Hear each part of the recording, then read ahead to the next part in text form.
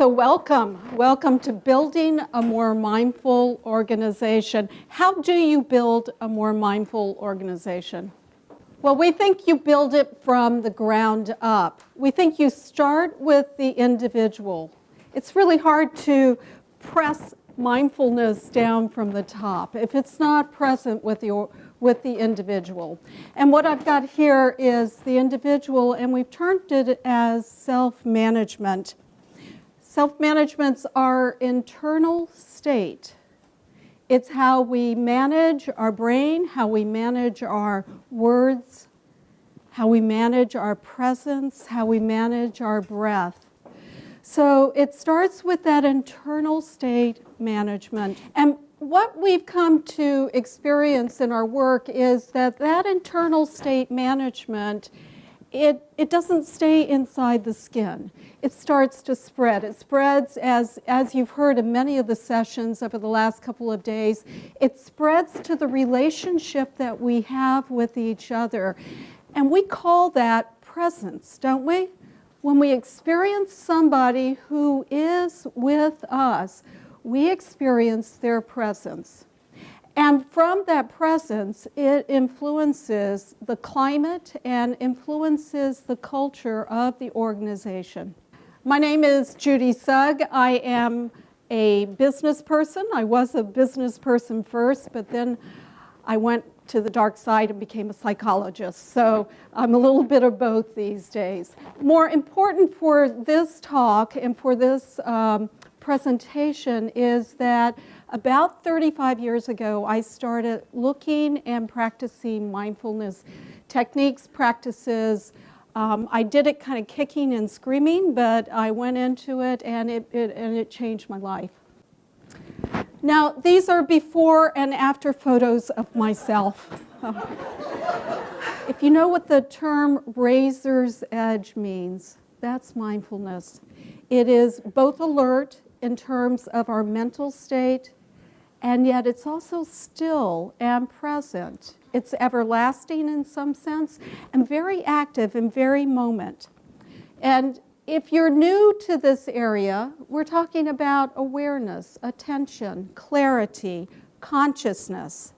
And especially we're talking about paying attention now, and then paying attention now, and then paying attention now, and paying attention now. So there's a muscle that we develop over time for that internal state management that brings us back now and now and now. An important part of all this is the intention to stay out of story. I love story. And many, I won't say all of us, but many of us like to be the center of our own drama, the center of our own story. And yet there's a determined and an intention to stay out of story, to stay aware. And what is judgment? It's just, I like this, I don't like this. I like her, I don't like her. This is the way it should be, this is the way it shouldn't be. When we move into judgment, those are very deep grooves in our mental state. And it's very hard to pay attention when we're in the mental state of I like it, I don't like it. It's much easier to pay attention when we're in the mental state of learning and openness. As a result of these practices, I think a couple of things happen. One is we take responsibility for our own thoughts, and by doing that, our own behavior. There's a lot of talk about personal responsibility. This is the nuts and bolts of how we do it. We slow down those automatic processes enough that we can do that. Secondly, we become aware of our intentions and our outcomes. Those are two levels in my mind. One is the stated attention or stated outcome, which we often forget in our reactions. And the second is those deeper levels of intention and outcome. And suddenly those become more aligned. And then lastly, when we're with others, we develop that sense of presence, that sense of being with the other person, that sense of the importance of the other person. And that shows up in how we listen. It shows up in how we empathize with each other. And it shows up in this amazing ability to take perspective. So when I was in strategic planning, one of the things I learned as a skill that was so valuable in planning was to be able to take perspective, to be in my own body, my own thoughts, knowing what I thought, and to have a sense of what the other person was thinking and feeling and doing. And then to take that third perspective of stepping back and getting the bigger picture, looking at the bigger picture.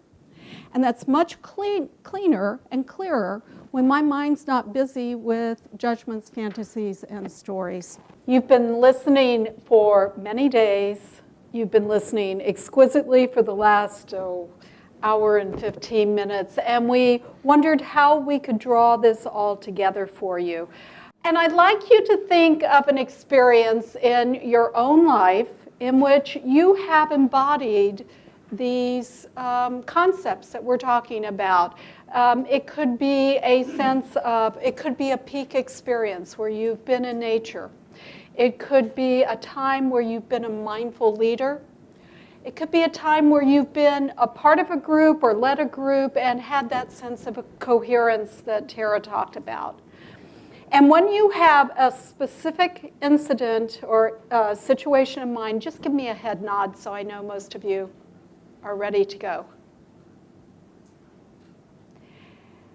And at this time, in this place, performing these actions, what skills and capabilities were you using at that moment? What of your many skills were you bringing to the forefront? Perhaps you were paying attention, or perhaps you were using your skills with other people. What were you actually doing, and what skills were you using?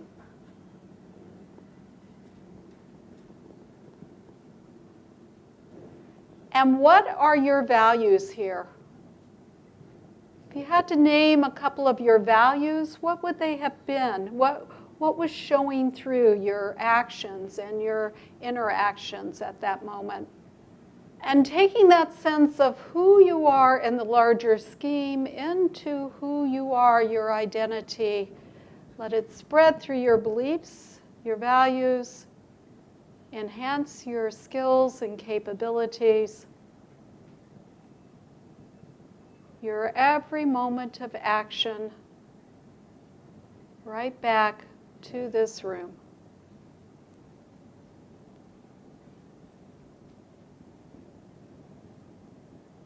And if that was useful or enlightening to you, take a deep breath and remember.